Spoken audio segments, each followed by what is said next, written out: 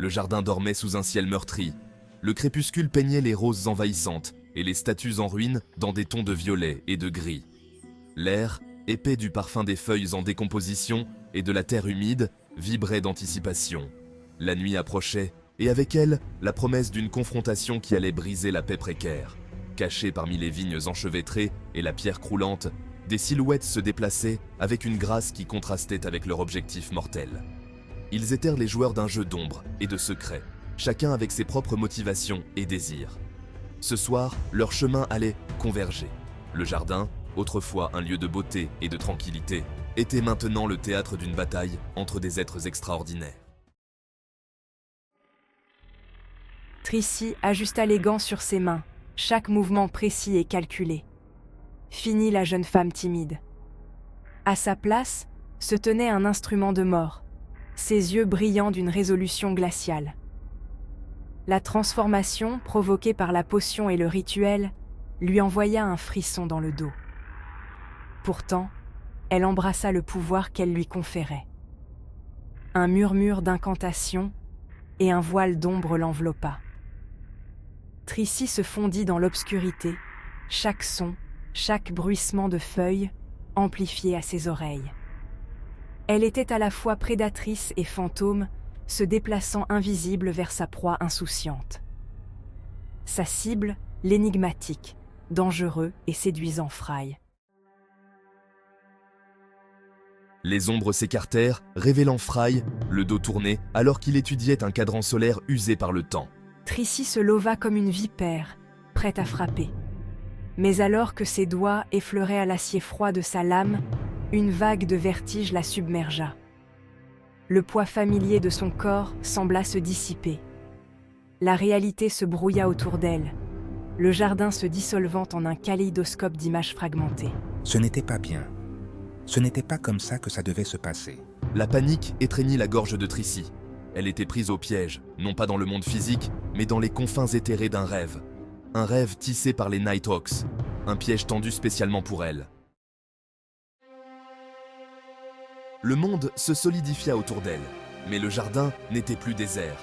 Des silhouettes de Nighthawks se matérialisèrent dans les ombres, leurs yeux brûlants comme des braises dans l'obscurité grandissante. L'air crépitait d'énergie surnaturelle, une manifestation tangible des forces en jeu. Vous ne me prendrez pas si facilement.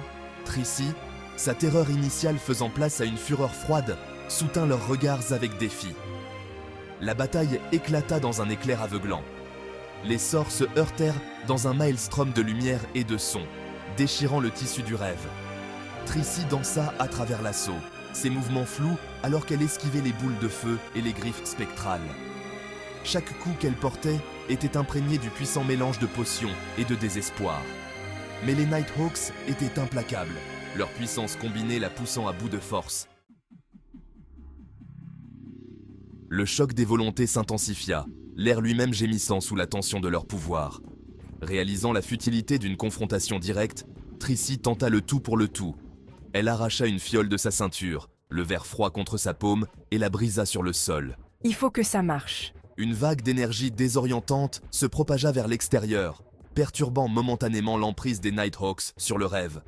C'était une petite fenêtre, mais suffisante. Dans un élan d'adrénaline, Tricy se glissa à travers la brèche dans leur défense. Elle plongea au cœur labyrinthique du jardin, les bruits de la poursuite résonnant derrière elle.